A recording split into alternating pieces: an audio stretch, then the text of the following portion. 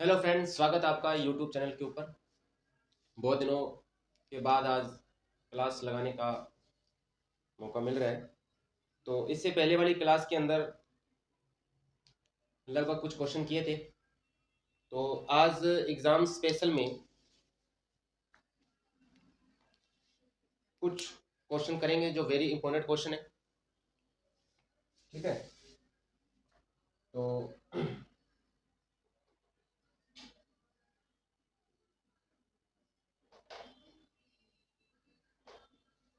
Exam special में कुछ question आप लोगों के लिए लेके आए हूँ। साथ के साथ सोल्यूशन भी करवा देंगे।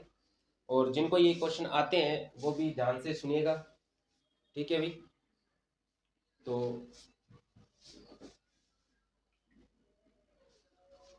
पहला क्वेश्चन देखिए भी, किसी असंभव घटना के होने की प्रायिकता होती है। पहला क्वेश्चन है, किसी असंभव घटना के होने की प्रायिकता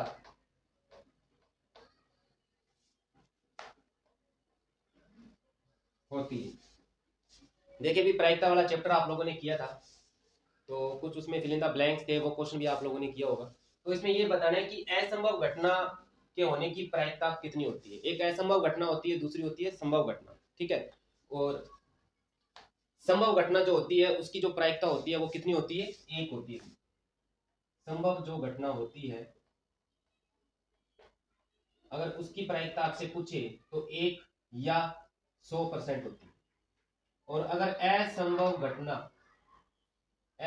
घटना की प्रायिकता अगर आपसे पूछे, जैसा कि अब दे रखा है क्वेश्चन के अंदर, तो कितनी होती है, 0, यानी कि 0%। ठीक है। तो इसके अंदर क्या आएगा, 0 आएगा, यानी कि शून्य आएगा।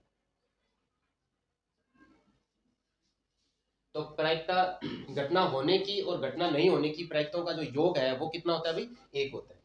ठीक है। तो नेक्स्ट क्वेश्चन करते हैं इसी के साथ।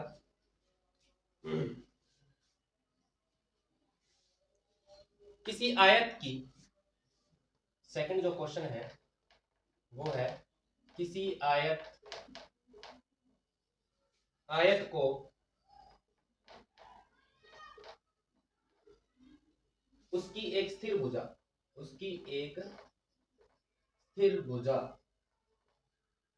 स्थिर भुजा के परित परित घुमाने से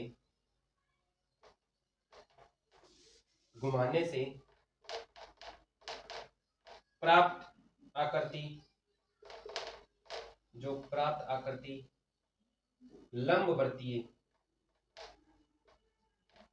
लंबवर्तीय कहलाती है।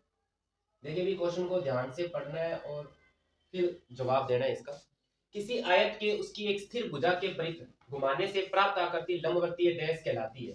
देखिए, जो ये अपने पास एक आयत है, मान लो ये एक स्थिर भुजा है, इसके परित अगर घुमाएंगे तो अपने पास क्या प्राप्त होगा, क्या प्राप्त होगा, बेलन प्राप्त होगा। क्या प्राप्त होगा, बेलन प्राप्त होगा। तो लंबवर्तीय क्या कहलाता है, वो बेलन कहलाता है। ठीक है। और इसके बाद नेक्स्ट जो क्वेश्चन है 3 नंबर, वाई निर्देशांक को कहते हैं, वाई निर्देशांक को कहते हैं। देखिए भी, वाई निर्देशांक को क्या कहते हैं, आपने कोऑर्डिनेट ज्योमेट्री आपने पढ़ी होगी निर्देशांक ज्यामिति के अंदर। उसमें एक तो होता है एक्स निर्देशांक, दूसरा क्या होता है, एक और दूसरा होता है वाई निर्देशांक। तो जो एक्स के जो मान होते हैं, एक्स निर्देशांक होता है, उसे क्या बोला जाता है भाई, भुज बोला जाता है। और वाई निर्देशांक को क्या कहा जाता है, कोटि कहा जाता है। ठीक है। तो ये बात आप लोग ध्यान रखोगे। वैसे तो बेसिक सी चीज पूछी है जो 9th क्लास में भी आप लोगों ने पढ़ा होगा। तो वाई निशांक को क्या कहा जाता है, कोटि कहा जाता है। अब जरूरी नहीं आपसे y निर्देशांक ही पूछे, आपसे x निर्देशांक भी पूछा जा सकता है। तो x निर्देशांक को क्या बोलते हैं अपने, भुज कहते हैं, ठीक है। और आपसे एक क्वेश्चन और पूछ सकते हैं, इसी के साथ ही मैं बता देता हूं कि मूल बिंदु के निर्देशांक क्या होते हैं, 0 0, ठीक है। और यह आपसे एक क्वेश्चन इसमें बना के पूछ लेगा कि मूल बिंदु से, देखो मूल बिंदु से किसी बिंदु की दूरी, मूल बिंदु से किसी अगर बिंदु की दूरी आपसे पूछे तो कैसे निकालोगे आप लोग, जैसे x square plus y square, मान लो मूल बिंदु 0 0 है, ठीक है। उससे कोई एक बिंदु है जैसे 1 व 2, तो अगर आपसे पूछा जाए कि मूल बिंदु से इस ए बिंदु की दूरी बतानी है तो डायरेक्ट ये फार्मूला लगा सकते हो आप लोग, कौन सा, एक्स स्क्वायर यानी कि 1 की स्क्वायर प्लस 2 की स्क्वायर, इसका अंडर रूट, क्या आएगा 1 प्लस 4, इसका कितना आएगा अभी अंडर रूट 5। तो इस प्रकार आपने मूल बिंदु से किसी भी बिंदु की आप लोग क्या निकाल सकते हो, दूरी निकाल सकते हो। तो ये अपने 3 क्वेश्चन, ठीक है। और इसके बाद बढ़ते हैं अपने नेक्स्ट।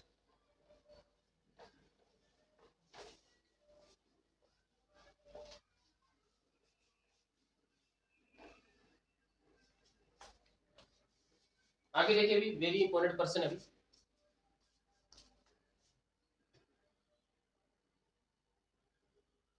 3 के प्रथम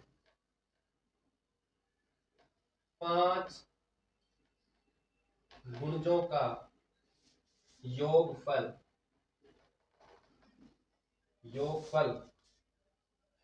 डैश है, ठीक है।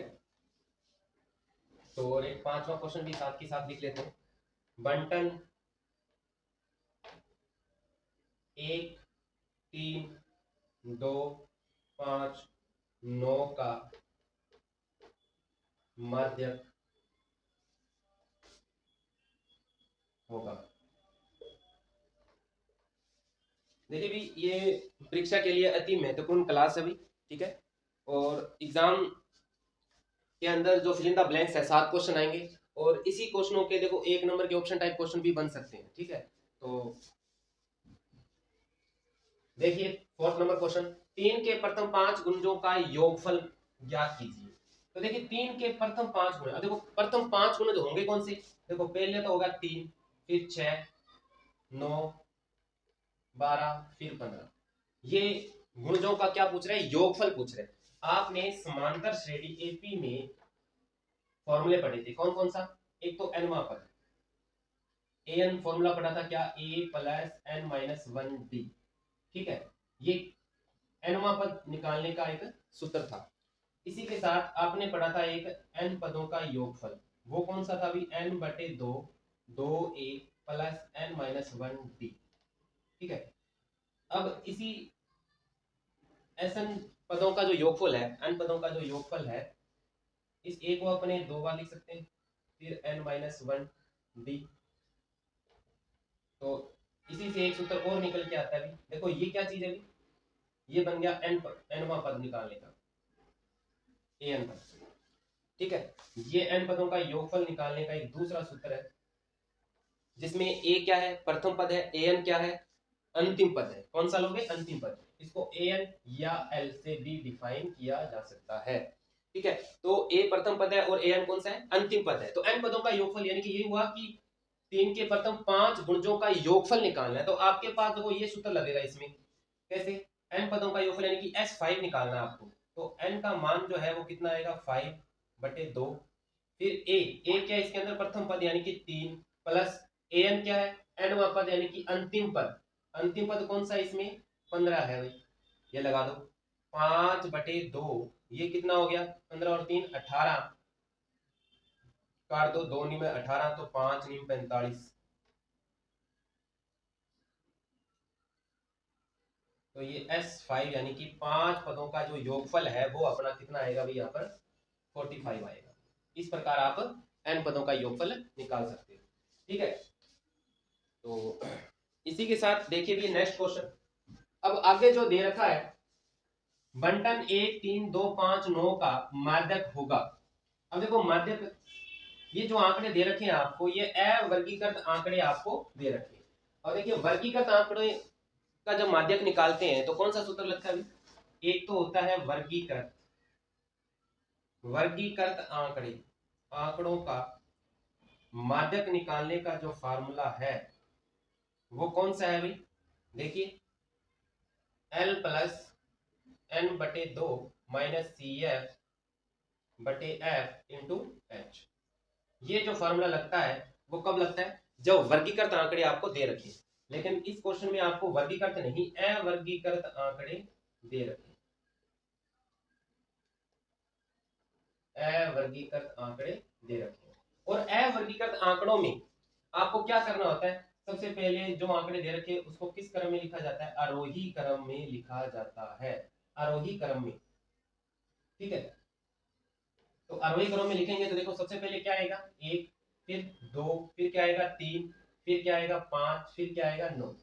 अब देखो n, यदि n का मान, n नंबर ऑफ संख्या, एक दो तीन चार पांच, तो n का मान है पांच, और पांच क्या है यहाँ पर? विषम है।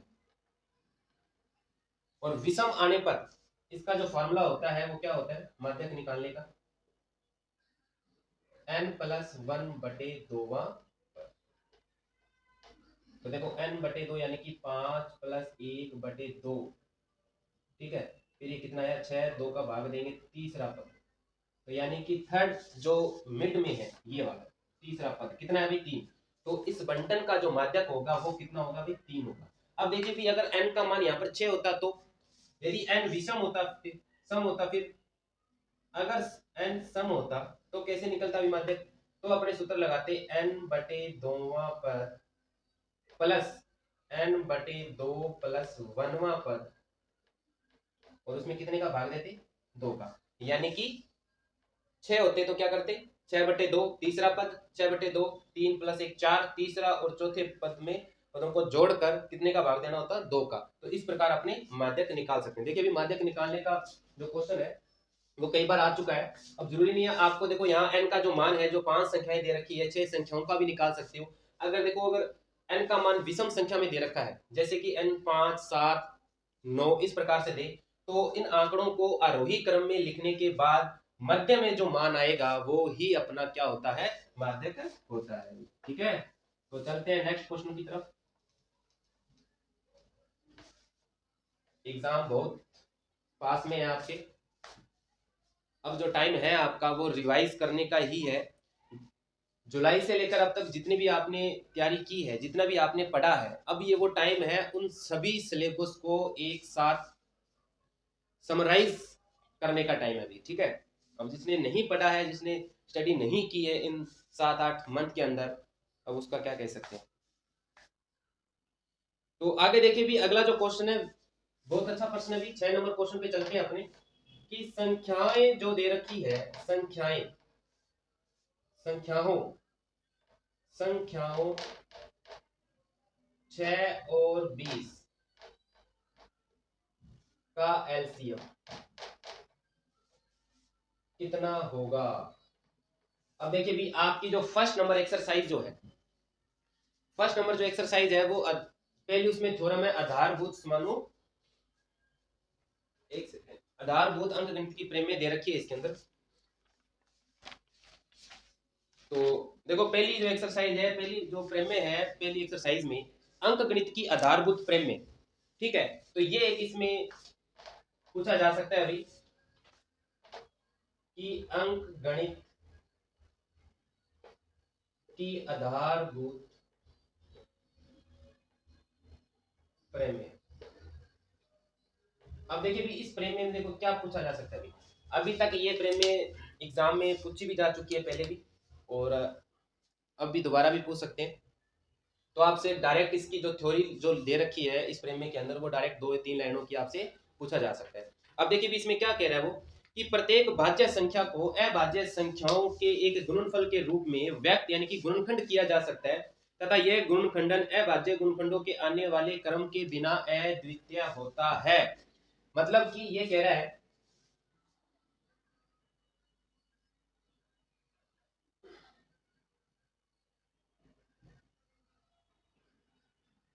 मान लो 24 का अभाज्य गुणनखंड करते हैं अपन, तो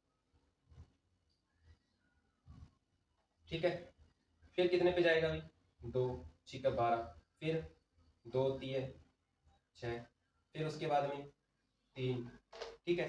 अगर एक सबसे पहले किसका भाग दिया थी, 2 का, फिर 2 का, 2 का, उसके बाद फिर 2 का नहीं गया तो किसका आया, 3 का। अगर मैं इस अभाज्य गुणनखंड करने का तरीका अगर मैं ये अपना लेता, यानी कि 3 का भाग देकर, देखो 3 8 है 24, अब भाग जाएगा क्या भी इसमें, 3 का नहीं, 2 का जा रहा भी, 2 चौके 8, या फिर 2 का, 2 दूनी 4, 2 एकम 2 1। तो देखिए भी ये जो अभाज्य गुणनखंड के व्यक्त के रूप में व्यक्त किया जा रहा है, अब इनका जो क्रम है वो बदल गया। अब इसमें आ रहा था 2 इंटू 2 इंटू 2 इंटू 3, इसमें क्या है 3 इंटू 2 इंटू 2 इंटू 2। इन अभाज्य गुणनखंडों का जो क्रम है वो बदला है, लेकिन अभाज्य गुणनखंड तो नहीं बदले, यानी कि इनके क्रम के बिना ये क्या है, अद्वितीय है, यानी अद्वितीय का मतलब कोई चेंजिंग नहीं है, यानी कि गुणनखंड वही आएगा, ठीक है। तो ये इसकी प्रेमे थी। और इसके बाद एक क्वेश्चन बनता है इस एक्सरसाइज में एचसीएफ और एलसीएम का, एचसीएफ और एलसीएम का, दो संख्याओं का एचसीएफ व एलसीएम निकालना। इसका एक सूत्र है एचसीएफ, ए व बी का एचसीएफ इनटू एलसीएम। ए और बी दो संख्याएं हैं, इन दोनों संख्याओं के गुणनफल की क्या होता है भाई, बराबर होता है, ठीक है। ये दो चीज है इसके अंदर। थर्ड एक और है, एक छोटा सा जो क्वेश्चन है वो भी देखिए साथ ही साथ ही। इसमें एक क्वेश्चन पूछा हुआ है कि n का कोई ऐसा मान बताइए भी, n का कोई ऐसा मान, कोई ऐसा मान है जिसके लिए 4n जो है अंक शून्य पर समाप्त होता है, शून्य पर समाप्त होता है। मतलब 4n अंक जो है वो शून्य पर समाप्त होगा भी, नहीं होगा। क्यों नहीं होगा, क्योंकि 4n के अंदर देखो भाई 2 इंटू 2, 2 की घात n, यहां भी 2 की घात n। अगर n का कोई ऐसा मान हो जिसके लिए 4n अंक जो शून्य पर समाप्त अगर होता, तो इसके अंदर देखो भी 2 और 5, इन दोनों का जो गुणनखंड है वो ये होना चाहिए था। 2 का तो है लेकिन क्या है 5 का इसमें नहीं है, तो इसलिए ये जो है अंक जो है वो शून्य पर समाप्त नहीं होगा। ऐसे भी आपसे पूछा जा सकता है कि 4n अंक, n का कोई ऐसा मान जो 4n अंक फिल इन द ब्लैंक्स पर समाप्त नहीं होता, यानी कि किस पर समाप्त नहीं होता, शून्य पर समाप्त नहीं होता, ठीक है। तो ये फर्स्ट नंबर चैप्टर के अंदर कुछ 3 महत्वपूर्ण बातें थी। अब आगे देखिए इसके अंदर संख्याओं 6 और 20 का एलसीएम बताना भी। अब देखो नॉर्मल सा क्वेश्चन है, छठी क्लास से आप लोग पढ़ते आ रहे हो। 6 का अगर अभाज्य गुणनखंड निकालें तो 2 3 6, 3 एकम 3। अगर 20 का अभाज्य गुणनखंड अगर निकालें तो ये 10 पे चला गया, 2 5 10, और ये 5 और 1। 6 के कौन से, 2 की घात 1 और 3 की घात 1। 20 का अगर 2 की घात 2 इंटू 5 की घात 1। देखो इसमें पूछा क्या है, एलसीएम पूछा है, तो देखो भी एचसीएफ और एलसीएम दोनों ही निकाल लेते हैं। अब एचसीएफ कैसे निकालेंगे, हाईएस्ट कॉमन फैक्टर, जो चीज कॉमन आ रही है, देखो भी फोकस वहां करना है, जो चीज कॉमन आ रही है उनकी न्यूनतम घात, यानी कि 2 की घात 2 और 2 की घात 1, इसकी न्यूनतम घात क्या होगी, 1 होगी 2 की घात। और जो कॉमन नहीं आ रहा है उसको क्या करते हैं, छोड़ देते हैं एचसीएफ के अंदर। तो क्या आएगा इसका एचसीएफ, 2 आएगा, ठीक है। एलसीएम निकालेंगे तो एलसीएम देखो जो चीज कॉमन आ रही है उसकी तो क्या लेंगे, बड़ी घात, ठीक है। और जो चीज कॉमन नहीं आ रही उसको भी इसके अंदर क्या करेंगे, ऐड करेंगे, यानी कि 3 की घात 1 और 5 की घात 1। तो अब देखो अपना एलसीएम क्या बना, 2 दूनी 4 इंटू 3 प्लस 5, तो 4 3 12 और 12 पंजू 60। तो अपना जो इसमें एलसीएम आएगा वो कितना आएगा भाई, 60 आएगा, ठीक है। तो इस प्रकार आप एचसीएफ और एलसीएम निकाल सकते हो, ठीक है। आगे बढ़ते हैं अभी नेक्स्ट क्वेश्चन की तरफ। देखो अभी ये जो क्लास है आपके लिए बहुत महत्वपूर्ण साबित होगी। करना आपको कुछ नहीं है, बस ये क्लास ओनली फॉर देखनी है, जो चीज आती है ठीक है उसे भी देखते रहो, ठीक है। जो नई नई चीज आ रही है उसे क्या कर लो, नोट कर लो, ठीक है। क्वेश्चन आपके पास किस टाइप से आएंगे, कैसे पूछ सकता है, वो सब चीजें मैं बताता रहूंगा अभी। ठीक है, आगे देखिए भी बहुत अच्छा क्वेश्चन है ये। 7 नंबर जो क्वेश्चन है वो बोल रहा है द्विघात बहुपद, द्विघात बहुपद, द्विघात बहुपद x square plus 7x plus 10 के शून्यकों का योग, यानी कि शून्यकों का योग, शून्यकों का योग जो है वो कितना है, ये आपसे पूछ रहे हैं। तो देखिए भी शून्यकों का योग निकालना है। देखिए भी सेकंड नंबर जो चैप्टर है, ठीक है, उसके अंदर एक बहुपद है। अब सबसे पहले जो बहुपद, इसमें अधिकतम शून्य हो कितने सकते हैं, किसी द्विघात बहुपद में अधिकतम से अधिकतम कितने शून्य हो सकते हैं, 2 हो सकते हैं, और त्रिघात बहुपद में 3 हो सकते हैं। ठीक है, तो अब देखिए भी इसने पूछा है शून्यकों का योग। अब आप जब भी ax square plus bx plus c, ये बहुपद है आपके पास, अगर इसमें शून्यक यानी कि अल्फा और बीटा हो, तो अल्फा प्लस बीटा कैसे निकालते हो आप, माइनस बी बटे ए, और अल्फा इंटू बीटा कैसे निकालते हो, सी बटे ए। आपसे पूछा है शून्यकों का योग, यानी कि अल्फा प्लस बीटा का योग, आपसे ये पूछा है, तो क्या आएगा, माइनस बी। जो x का गुणांक है, यानी कि ये x का गुणांक, ये क्या होता है, b होता है। कितना है, ये 7।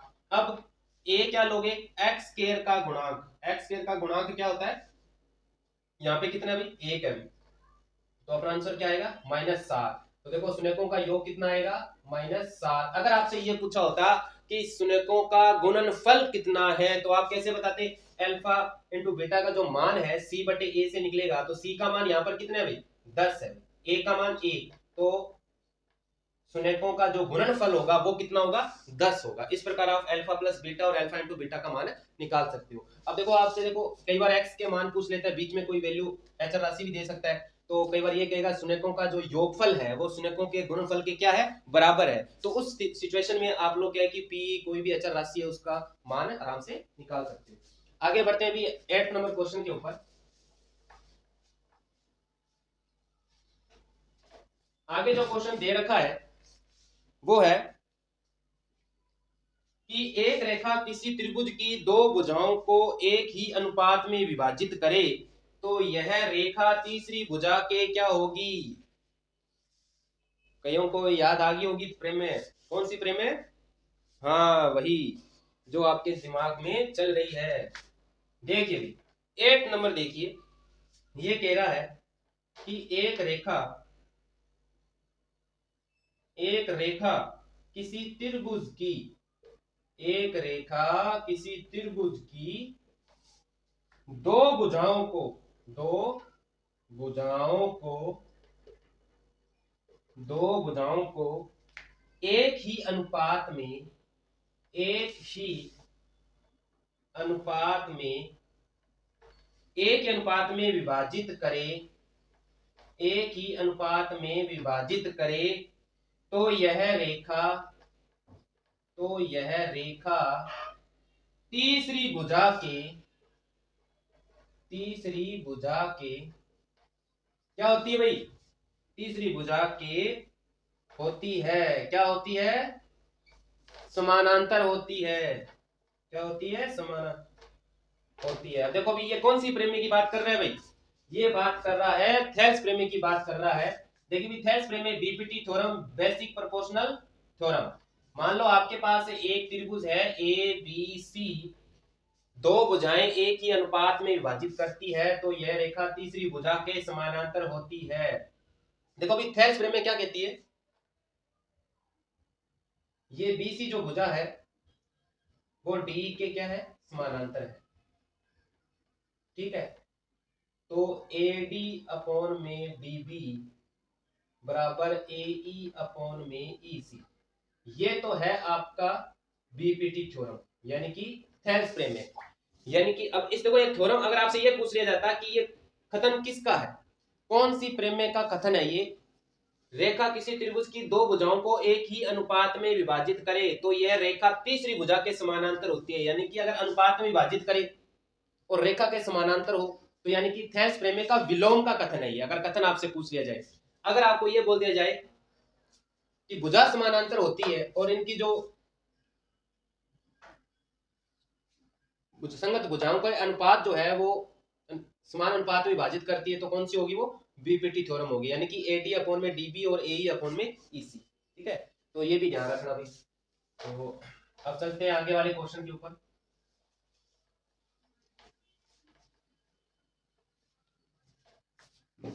आगे देखिए भी, किसी वर्त की स्पर्श रेखा, अच्छा क्वेश्चन है भी, देखो भी, किसी वर्त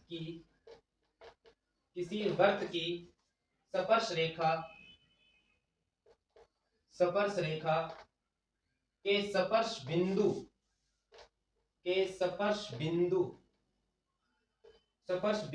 व त्रिज्या के मध्य बनने वाला कोण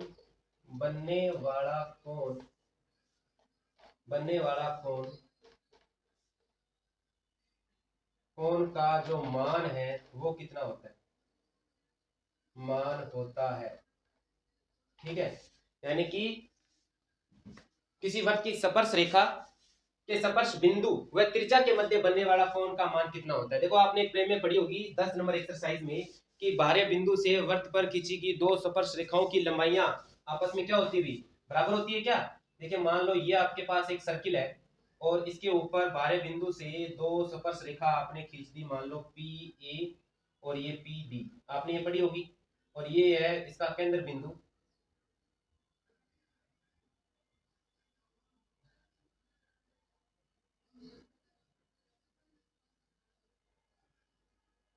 ठीक है, और ये इसकी क्या होगी, त्रिज्या, और ये स्पर्श रेखा और यहाँ पर बनने वाला कोण कितना होगा भाई, 90 डिग्री होगा भाई। ठीक है, ये भी कितना होगा, 90 डिग्री होगा। और आपने क्या पढ़ा, ये स्पर्श रेखाओं की लंबाई जो होती है वो क्या होती है, आपस में बराबर होती है।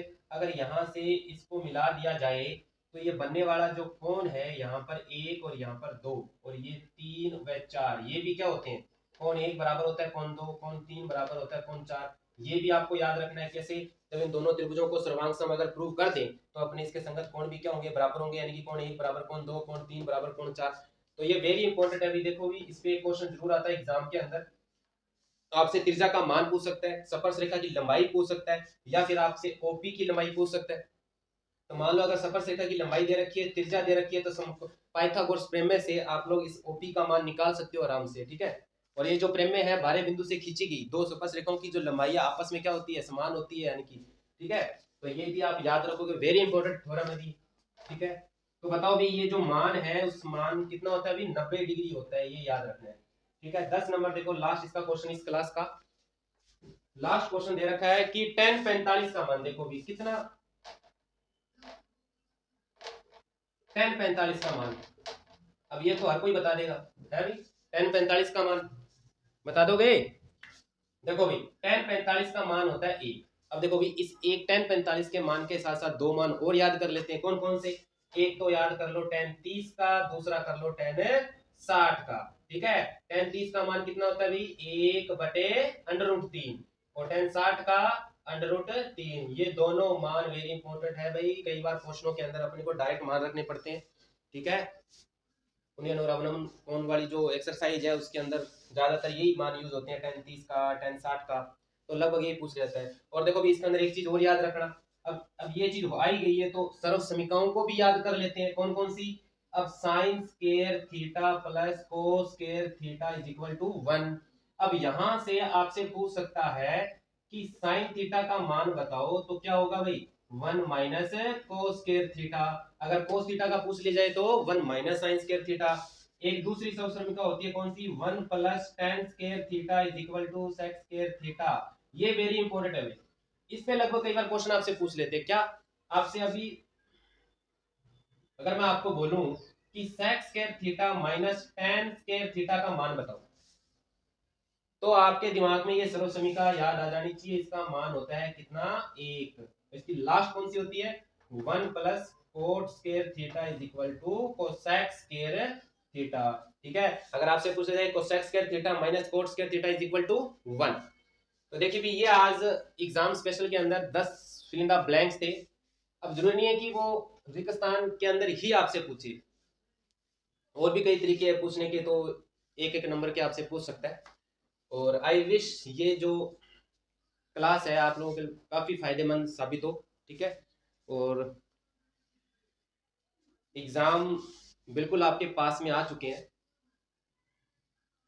तो अच्छे से तैयारी कीजिएगा, ठीक है।